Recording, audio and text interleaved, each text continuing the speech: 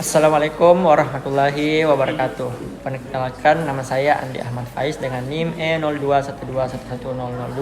Kali ini saya akan mereview soal-soal final mata kuliah komunikasi antar pribadi dan kelompok yang diampu oleh Bapak dosen Ustaz Dasar Latif. Soal pertama, komunikasi antar pribadi. Apa yang membedakan dengan komunikasi model lain? Komunikasi antar pribadi menurut De Vito adalah penyampaian pesan secara verbal maupun non-verbal antara dua orang atau lebih yang saling memengaruhi. Dan yang membedakan dengan model yang lain adalah komunikasi antar pribadi bisa terjadi secara spontan, kapanpun dan dimanapun. Dan komunikasi antar pribadi tidak menuntut adanya kejelasan tujuan dan struktur. Soal kedua, apa pentingnya mempelajari komunikasi antar pribadi?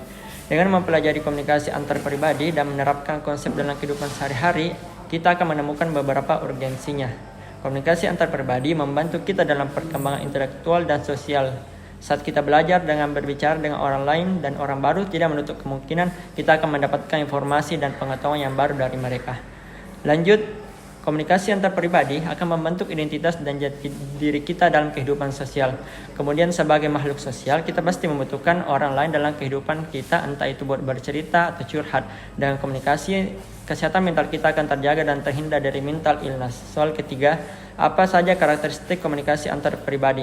Menurut Judy C. Person menyebutkan ada 6 karakteristik komunikasi antar pribadi. Yang pertama adalah komunikasi antar pribadi dimulai dari diri sendiri. Yang kedua, komunikasi antar pribadi mencakup isi pesan serta hubungan antar pribadi. Ketiga, mensyaratkan adanya kedekatan fisik. Keempat, melibatkan berbagai pihak yang saling menguntungkan satu sama lain. Dan yang terakhir, komunikasi antar pribadi tidak dapat diubah maupun diulang. Soal keempat, apa peran komunikasi antar pribadi dalam mewujudkan keharmonisan keluarga? Bagi saya, dalam keluarga atau rumah tangga pasti kan membutuhkan kedekatan antar satu sama lain. Nah, komunikasi antar pribadi ini akan menciptakan keterbukaan dalam rumah tangga sehingga saling terjalin, memahami dan tidak ada hal yang disembunyikan yang dapat merusak hubungan rumah tangga. Soal kelima, apa saja yang menjadi hambatan komunikasi antar pribadi? Menurut Ron Ludlow dan Fergus Parton, hal yang menjadi penghambat komunikasi antar pribadi diantaranya adalah perbedaan status, contohnya antara karyawan dengan bosnya.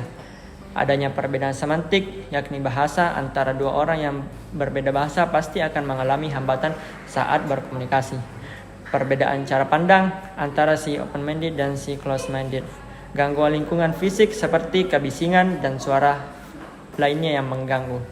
Gangguan media seperti buruknya jaringan sehingga suara yang diterima putus-putus dan kurang jelas. Dan yang terakhir adalah tidak adanya feedback dari seseorang yang menerima pesan.